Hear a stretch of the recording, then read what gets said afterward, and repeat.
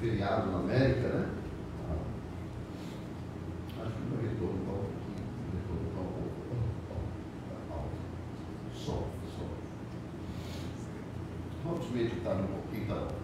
Vamos meditar um pouquinho no livro de Juízes, capítulo de número 6. Juízes, capítulo de número 6, versículo de número 14.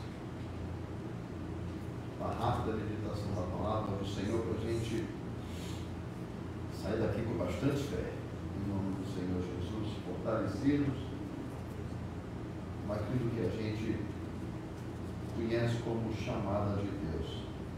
Juízes 6, versículo 14 diz assim: Então o Senhor olhou para ele, para Gedeão, e disse: Vai nesta tua força, e livrarás a Israel das mãos dos medianitas. Porventura, não te enviei eu? Vai mais um pouquinho para frente.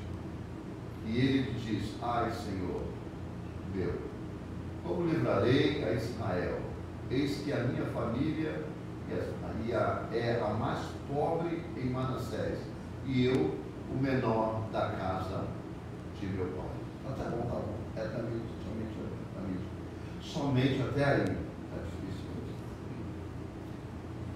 O que a gente começa a meditar nessa noite é o seguinte: quando a gente olha para aquilo que Deus já determinou para nós, né? Lógico que nós temos, eu creio na predestinação de Deus, né? Que a Bíblia diz que nós somos predestinados por Deus, né?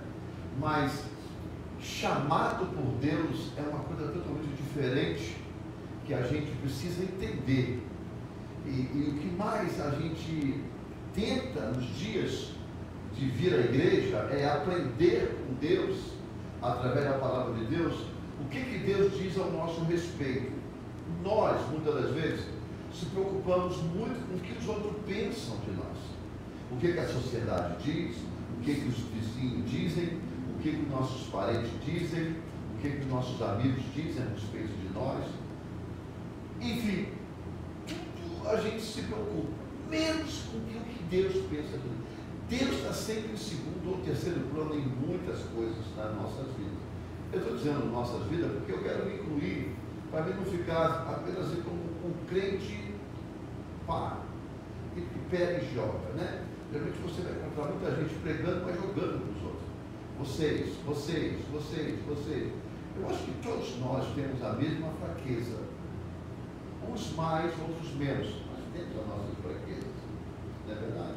Então a gente começa a entender algumas coisas que Deus já nos determinou a nossa vida baseado na sua palavra. A gente precisa entender isso e ter consciência. Se eu fosse intitular hoje aquele texto que a gente faz naquele domingo, eu colocaria a consciência de um chamado. Se eu fosse fazer, nós não fizemos a chamada da mensagem de hoje, mas seria a consciência de uma chamada. Por quê? Porque a gente fica muito preocupado com o que os outros dizem, o que a gente precisa fazer, o que nossos patrões vão pensar de nós, o que nossos clientes vão pensar de nós. Por quê? Porque a gente está preocupado em agradar a eles. E uma má reputação ou um mau reconhecimento da nossa parte, a gente vai se sentir mal. Né? É triste quando a gente ouve alguém falar de nós lá fora. Né? E a gente, sem ter culpa, estão falando, estão inventando, a gente fica chateado. Não é verdade? É ser humano. Mas Deus está falando de você. Deus está falando sobre você. Deus está comentando sobre você na sua palavra, na palavra dele. Quando a gente olha para o contexto de Gedeão, é a mesma coisa. É por isso que tem gente que tem chamado de Deus, mas eles são covardes. Eles não querem fazer. Eles se acham incapazes, eles se acham impossíveis, eles não têm tempo, a família é muito pobre, a minha linguagem é muito fraca, o meu conhecimento. Deus não está falando. Essas não são as aptidões de Deus para quem chama. Não é. Deus chama.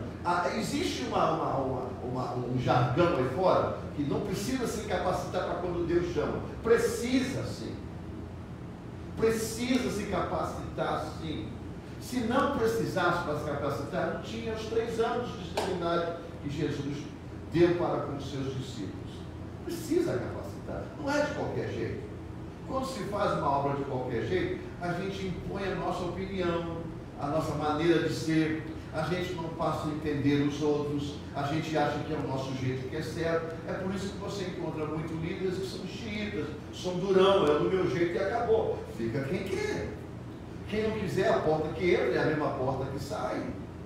E aí eles ficam lutando com o ministério, porque as pessoas às vezes gostam de dar uma opinião, né? As pessoas gostam de dar seu ponto de vista. Tudo isso é válido quando alguém tem um jogo de segurança. Por quê? Porque foram capacitados para poder ser líder. Todo homem de Deus, até mesmo Pedro, que era um homem durão, pescador, ele teve que passar pelos processos de 3 anos com Jesus. Ele foi confrontado, ele foi exortado, sabe? Ele foi confundido, ele foi igualado, depois recusou. Enfim, ele passou por crises. Crises, por quê? Porque se fosse perguntar a ele dizia, quando Jesus foi, Pedro, sabe que eu te amo, a faceta da minha ovelha. Pedro, me ama. Mentira, mas olha, ainda está aprendendo a amar. Não é necessário Jesus perguntar aí 3 vezes, se soubesse quem ama. Jesus, quando chama, chama. Deus, quando chama, chama. Então, quando chamou Pedro, sabia do potencial do Pedro, mas sabendo que ele ia ter uma série de circunstâncias que ele ia falir, ele ia falhar, no bom sentido. Não falir, mas falhar. Gedeão foi a mesma coisa. Olha lá no versículo 14 primeiro, o que Deus diz sobre ele. Olha, ele estava malhando o trigo no lugar onde se expelia a uva, porque os medianitas vinham e arrasavam, roubavam, tiravam tudo, ele tinha que esconder. A família dele era uma família pequena, é verdade, mas Deus escolheu ele. Ele disse, olha, Senhor, você olhou para mim, né? Esse é o 14? Esse é o 14? Quando Deus olha para ele, a primeira coisa que Deus diz, vai na tua força. Ei, Deus não está olhando para ele, dizendo assim, ei, eu sei que você está. Eu sei que você não tem condições de fazer, mas eu vou te capacitar. Diz isso, não, diz, vai na tua força. É na força dele. E quem é Gedeão? Aonde que Gedeão aparece para dizer que ele era um homem de força. Um homem que abalava as coisas. Não. É que Deus conhecia o coração dele. Deus conhecia o coração dele. Então ele diz, olha, vai nesta tua força e livrarás Israel da mão dos medianitas. Porventura, não te enviei eu? Então, é o que ele diz, ei, vai na tua força, porque quem está te dando respaldo é eu, Deus, é Deus. É o que Deus está falando para nós nessa noite, através da palavra sobre a fé. Vai na tua força, vai na tua determinação, porque eu sou contigo, eu te acompanho, eu estou contigo todos os dias. Você não é capaz, você se faz incapaz, mas você não é capaz. Também você não faz as coisas porque você quer, tem que fazer quando Deus quer que faça, quando Deus chama. A consciência do chamado é saber que Deus está chamando. E eu quero dizer uma coisa para você. Não tem ninguém dentro da igreja, aqui na nossa igreja, na nossa pelo menos, eu posso dizer, não tem ninguém que não tem o chamado de Deus. Todos nós temos chamado. Mas você tem o chamado de Deus. Tem, todos nós temos. Isso não é eu que estou dizendo, é o próprio Deus que disse. Sabe, quando Jesus despede o povo e diz, agora vai pregar o evangelho a toda criatura, está até hoje, isso é um mandamento. Sejais minha testemunha. É para a gente, irmão, é na força que a gente vai, nossa, de homem, de ser humano, mas é sabendo que o respaldo espiritual é de Cristo Jesus. Ele ia livrar uma nação. Às vezes a gente prega o evangelho para uma pessoa, essa pessoa livra uma nação, uma geração, vamos dizer assim, de família, de amigos, porque ela vai fazer diferença lá na frente. Ela vai pregando para um, esse um vai gerar 100, outro 100 vai gerar 1000. A gente não sabe. Você prega para uma criatura hoje, você ganha uma alma para Jesus, essa alma pode virar uma nação inteira. Por quê? Porque eles vão passando de um para o outro. O Evangelho é desse jeito. O propósito de Deus é desse jeito. Começa com um. Mas tem gente que acha que não precisa ser... Olha, deixa eu dar uma coisa para você. Nem tudo que está certo, Deus pega para poder começar. Nem tudo está dando certo, Deus usa isso para poder começar alguma coisa. Você pode ver que Gedeão não estava dando certo. Você pode ver que Pedro não estava dando certo. Você pode ver que o próprio Paulo não estava dando certo. Não precisa dar certo para Deus usar. Precisa Deus querer usar. Agora, mas ele escolhe pessoas fracas. É verdade. É verdade. Ele escolhe pessoa fraca. Por quê? Porque o critério é dele, não é meu. Quem tem que escolher é ele, não sou eu. E eu pergunto, quem de nós somos fortes? Sem Deus. Qual de nós é mais forte?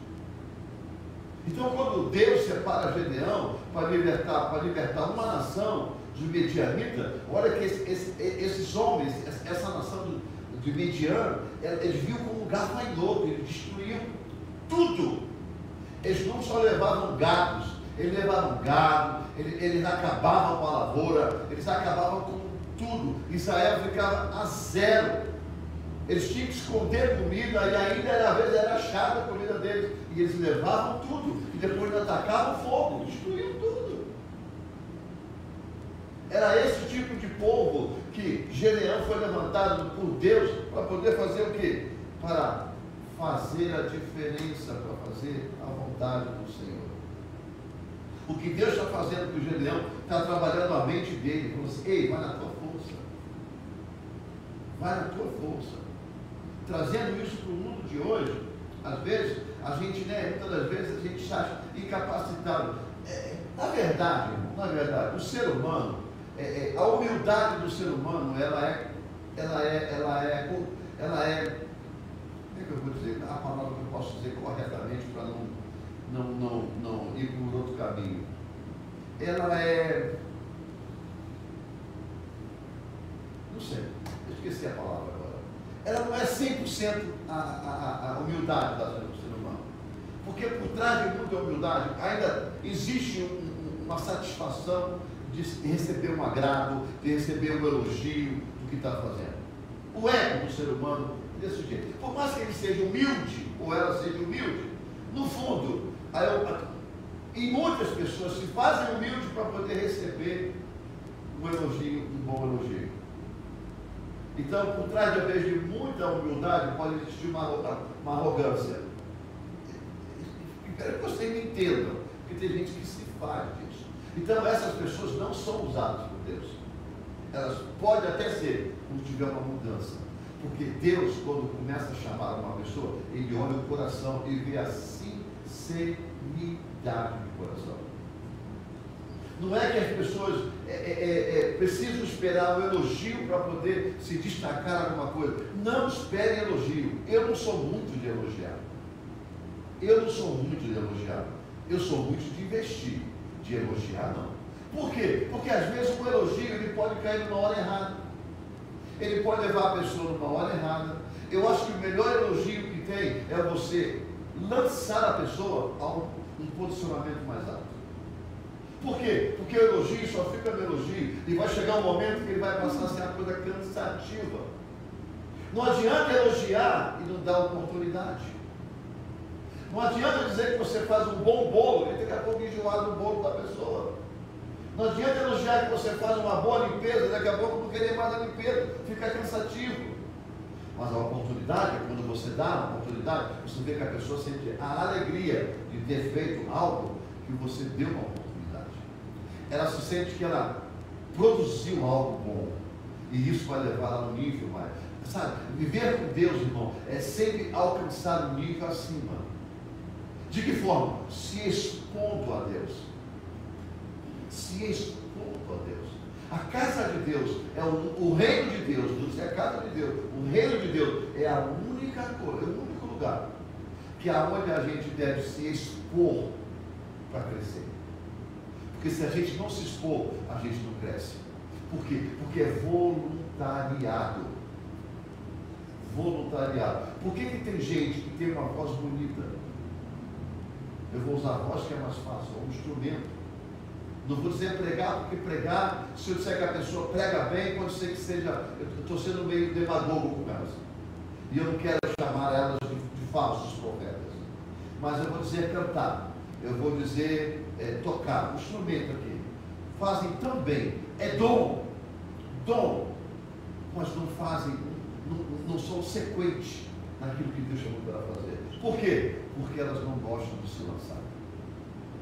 E toda vez, às vezes, quando faz para poder se autopromover. Autopromover.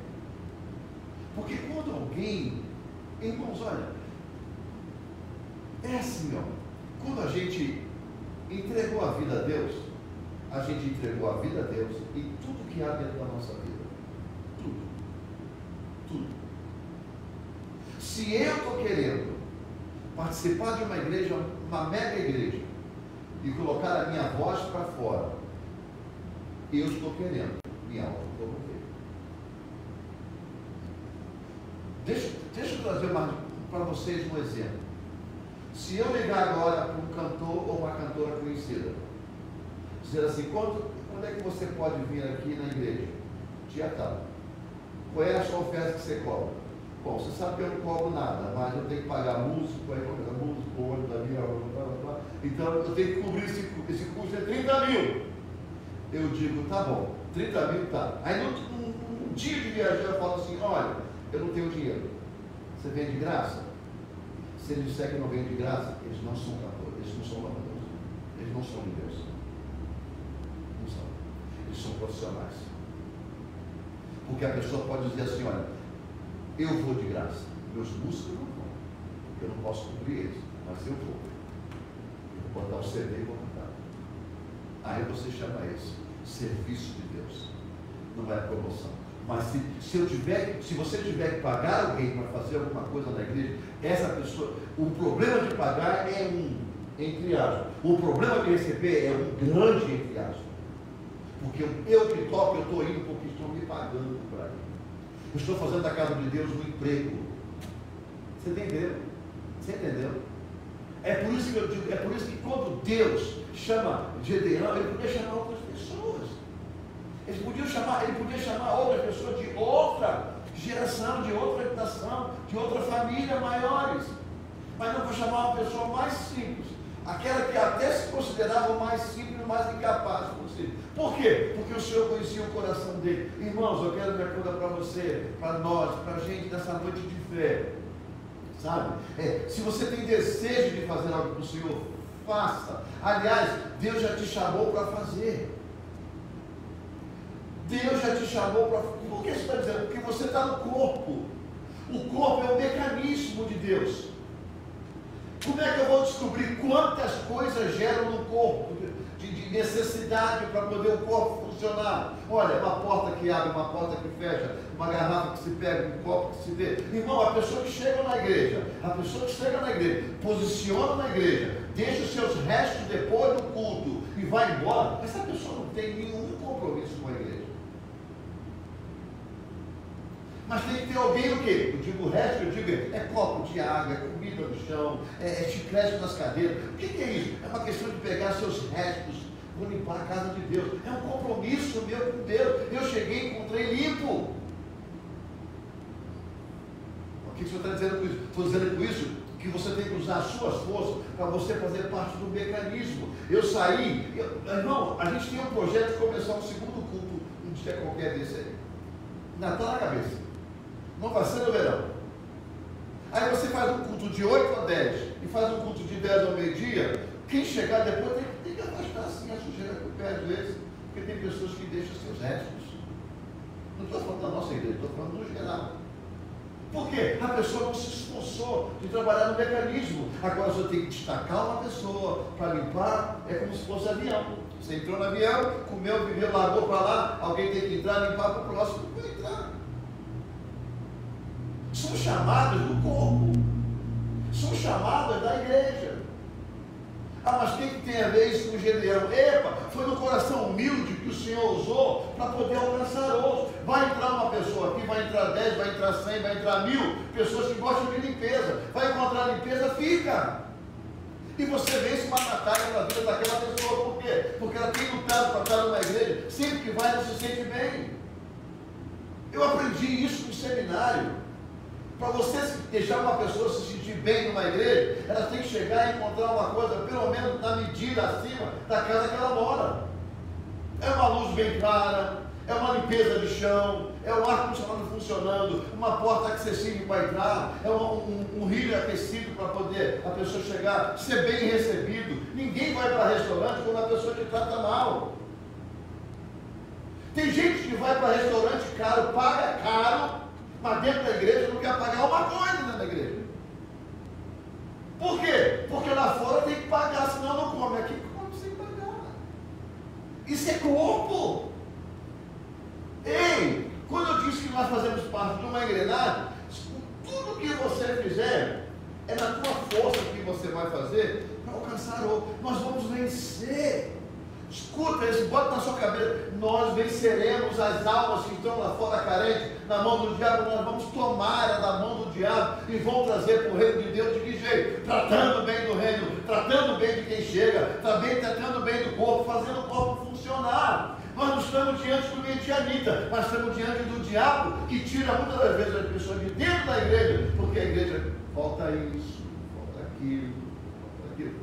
Nós estamos aqui numa noite de fé. E nós temos que aprender, com a fé, a vencer os midianitas de hoje.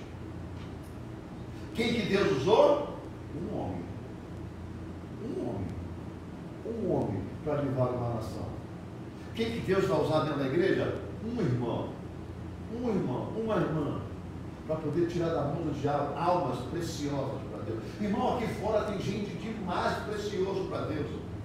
Tem gente aí fora com talento enorme, precisando estar na casa do Senhor. Às vezes depende de nós. Às vezes depende de nós.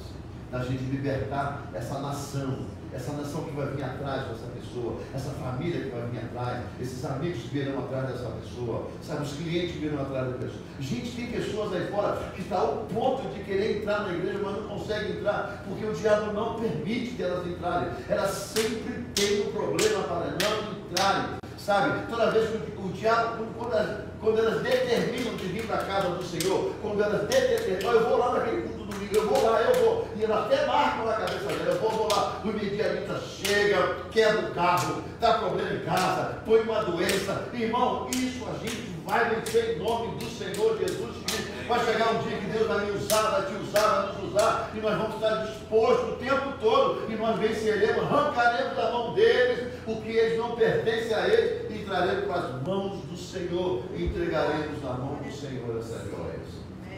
Vai acontecer. A gente tem que se colocar disponíveis.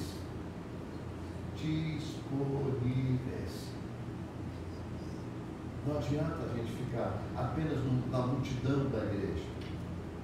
Nós temos que ser peças reprodutoras. Foi isso que aconteceu com Pedro. Foi isso que aconteceu com Gedeão. Não tenha dúvida, depois foi lá as escolhas dos homens. Deus tirou ele de milhares, colocou na mão de 300. Viu? Para poder vencer. Por quê? Porque são os disponíveis. Aí Deus diz, vai na tua força, vai na tua força. Põe para mim o próximo, na linha do 14, 15. Não é só força, ele está pensando em cada cabeça desse homem, a mudança de personalidade, a mudança de visão. O que Deus estava dizendo é arrancando aqueles olhos de incapacidade, colocando olhos de capacidade, arrancando aqueles olhos de cegueira, de ver o ambiente mais amplo e colocando os olhos de ver o ambiente mais amplo, arrancando aqueles olhos de derrota e colocando olhos de vitória. É o que Deus estava dizendo para ele. E ele disse, Senhor meu, como livrarei Israel? Eis que a minha família é a mais pobre de Manassés, e eu o menor da casa do meu pai. Põe para mim mais o 16. E o Senhor lhe disse, porquanto eu hei de ser contigo. Aí, tu ferirás aos medianitas como se fosse um só homem. Sabe, irmão, a gente tem que ter fé no que Deus nos chamou para ser, consciência de chamado. Sabe, dificultou hoje, amanhã não vai dificultar, dificultou amanhã, depois da manhã não vai dificultar. É essa fé que a gente tem que ter, é essa determinação que a gente tem para poder a gente vencer essa dificuldade. Vencer essa dificuldade, porque a gente tem visto que as pessoas às vezes não querem fazer, não querem participar, porque as pessoas não fazem nada. Se ninguém faz, eu também não faço. Sabe? Se ninguém vence, eu também não venço. Se ninguém anda, eu também não ando. Se ninguém vai, eu também não vou. É assim que elas vivem. Mas nós não. Nós vamos vencer tudo isso. E se eles não forem, nós vamos. Até mesmo, porque o que nos espera não depende deles. O que te espera não depende dos teus irmãos da igreja. O que me espera não depende das minhas ovelhas na igreja, não depende de mim. Então eu vou fazer a minha parte. Nós vamos fazer a nossa parte. Nós vamos agradar a Deus. Porque quando chegar na hora do confronto, as nossas mãos não estarão vazias. Irmão, o que tem de crente de mão vazia, o que tem de crente de mão vazia diante de Deus, muita mão vazia, porque na mão deles não tem nada, não tem serviço, não tem adoração, não tem compromisso, não tem amor, não tem almas. Eles estão assim, únicos, sabe? É como uma multidão que seguia Jesus. Seguia pela misericórdia de Jesus e pelos milagres de Jesus, mas não estavam com Jesus, andavam com Jesus. É isso que a gente tem que pensar. Consciência do chamado. Fui chamado para gerar, fui chamado para vencer, fui chamado para poder vencer as lutas diante da minha vida em Cristo Jesus. Porque Deus usa a minha força. Porque eu sei que por detrás da minha força está a força de Deus que me gera a minha caminhada à vitória em nome do Senhor Jesus Cristo. Que ninguém peça a vocês. Às vezes a gente sempre olha, porque a gente olha para a minoria e gostaria de ver a maioria. Desculpa, nem todos que estão na igreja estão com Jesus. Eu não estou falando da nossa igreja, estou falando da igreja do Senhor. Nem todos. Tem muitos que estão andando com Jesus, porque precisam dos milagres de Jesus. Mas estar com Jesus, não. Como os 12 estiveram, aliás, mesmo os 12, um deu problema sério, não é verdade? Mas aqueles que Jesus separou, como aqueles que Jesus separou, sempre, Jesus poderia ter separado mais do que 12. Começou com ele, chegou os 12. E preparou os 12 prepararam os outros, chegou até a gente. E nós fomos preparados para poder chegar até os outros. Mas a multidão sempre vai seguir quem tem pão e quem tem peixe. Sempre vai seguir quem tem pão e quem tem peixe. Essa é a vida. Vamos orar em nome do Senhor Jesus nessa noite. Vamos agradecer a Deus pela palavra do Senhor. Agradecer por tudo que o Senhor tem feito por nós. Então vamos chamar o nosso povo para frente, nossos irmãos, vamos juntos, fazer a nossa oração, terminar o nosso culto orando, entregando os nossos pedidos.